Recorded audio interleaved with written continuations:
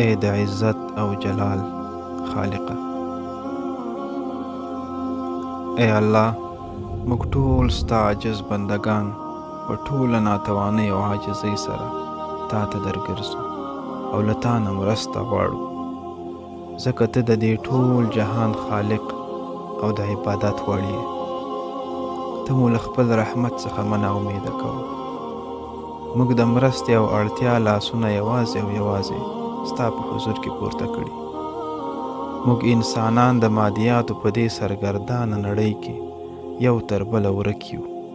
ته مو هیر کړی سره له دې چې پوهیږو د هر منزل خاتمه مو پر تا ده. ای الله، ته ډېر غفور او مهربانه ذات یې. ته د خپلو بې خبره او ناپوهه بندګانو زړونه د ایمان په خوږو ونازوه او د دوی له ګناهونو ورتېر شه. ای الله، موږ په هر هغه درد باندې راضي یو چې موږ تا ته در نږدې کوي.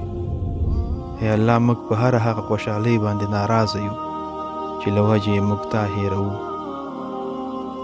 ای کبریا ذاته، موږ بې وسه او ناتوانه انسانان ستا عظمت ته د تعظیم سر ټیټوو او همیش تا ته په سجده پرېوځو. یوازې له تا نه مرسته غواړو او ته مو د خپل رحمت له مخې د خپلو نږدې بندګانو په کتار کې ودروه. ای الله، ته د ټولو مخلوقاتو د روح او وجود پیدا کوونکی یې او د هغوی په ټولو پټو او ښکاراو باندې آګاه او باخبر یې. ای زموږ پروردګاره، موږ ته ستا د رښتینې اطاعت او بندګۍ توفیق را نصیب کړه. ستا ذات له هر ډول عیبونو پاک دی او ستا مخلوق له عیبه خالی نه دی. ته ستار ذات یې. ته موږ ته زموږ عیبونه راوښیه تر څو هغسې چې ستا خوښوي ځانونه اصلاح کړو.